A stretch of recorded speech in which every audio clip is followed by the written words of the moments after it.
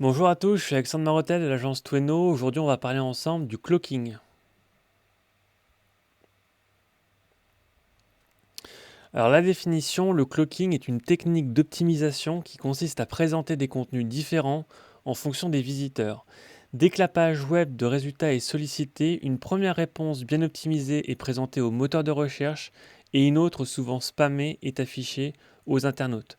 Donc du coup, le cloaking, c'est vraiment ça, hein. C'est que si vous êtes un robot de Google ou si vous êtes un humain, et bien du coup, vous allez avoir des informations qui vont être différentes. Donc bien sûr, il y a des variantes, notamment d'un point de vue technique pour le clocking. C'est une technique du coup qui est plutôt classée en tant que, qui est très clairement classée en tant que black hat, donc non respectueuse des règles de Google. Et du coup, les gens qui ont fait du black hat ont réussi à réinventer ces techniques de clocking au fil des années pour justement réussir à passer outre justement les Google.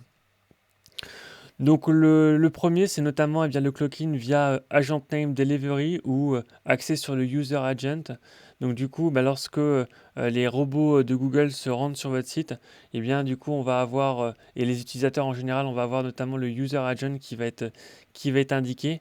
Et du coup, en identifiant cet élément-là, les gens qui font du clocking vont proposer des pages, des contenus qui vont être différents pour les robots d'un côté, donc avec du contenu qui va être potentiellement suroptimisé, hein, pour les robots. Ça peut typiquement être ce qu'on appelle de la bouillie.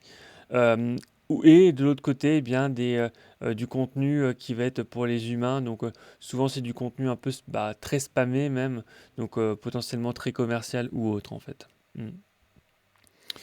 Autre technique, le cloaking IP Delivery, donc ça fonctionne. C'est le même principe que ce que je viens de présenter à l'instant, sauf que ça fonctionne avec l'adresse IP. Donc voilà, c'est un fonctionnement similaire. Et donc ça permet justement d'identifier, en tout cas prétendument, les éléments qui sont humains ou les visiteurs qui sont humains ou non humains en fait. Beaucoup plus technique, un peu plus compliqué, beaucoup plus difficile à réussir à saisir par Google. C'est notamment le clocking par JavaScript, Flash ou DHTML. Donc du coup, ça nécessite un peu plus même beaucoup plus de compétences que le précédemment. Mais du coup, voilà, c'est des techniques qui sont beaucoup plus efficaces quand on fait du black hat du coup. Alors bon, un clocking, j'aime ça en tant que clocking, c'est vrai que bon, c'est très old school, mais sur le principe, ça permet quand même de bien comprendre de quoi il s'agit. En fait, dans ce cas-là, c'est comme si vous aviez également, alors ça c'est vraiment une technique qu'il ne faut pas faire du tout parce que maintenant ça ne fonctionne pas du tout, hein, mais il y a du texte là qui est en noir et donc là en dessous il y a, mettons du texte qui est en gris. Mais bien sûr, en fait, ce qu'on fait, ce que les gens qui font du clocking font, c'est qu'ils vont mettre par exemple du texte en blanc sur un fond blanc ou un texte noir sous un fond noir. Donc bien évidemment, c'est invisible pour les visiteurs, mais c'est très très entre guillemets grillé visible pour Google. Donc du coup, c'est vraiment pas du tout une bonne approche ou une bonne technique de cacher ce genre de choses en fait.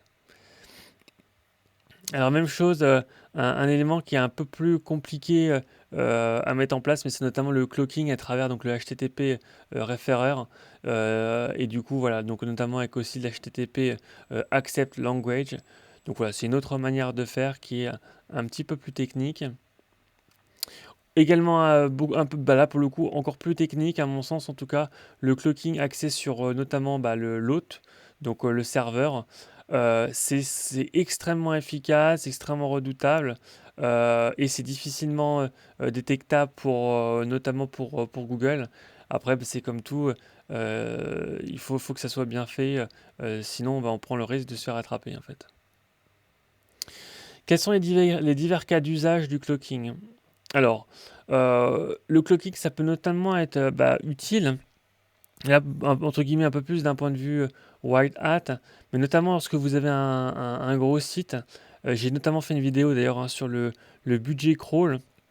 Mais si vous avez un gros site et que du coup, Google parfois se rend sur des fichiers JS ou CSS, pardon, finalement, ça utilise du budget crawl pour pas grand-chose. Donc du coup, des techniques de cloaking peuvent être mises en place. Bon, après, ça c'est vraiment sur des gros sites. Après, si vous avez des sites vitrines ou des sites petits ou de moyenne taille, j'aurais pas tendance à vous conseiller de vous embarrasser avec tout ça.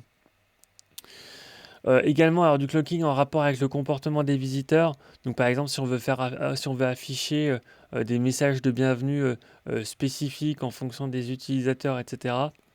Voilà, ça peut être des choses qui peuvent être intéressantes, mais ça va également nécessiter potentiellement des techniques de cloaking. Alors bon, là on n'est pas du tout dans le cadre du Black Hat, en tout cas à mon sens, hein, mais c'est vraiment également à des éléments qui peuvent être liés par exemple à de l'A/B testing.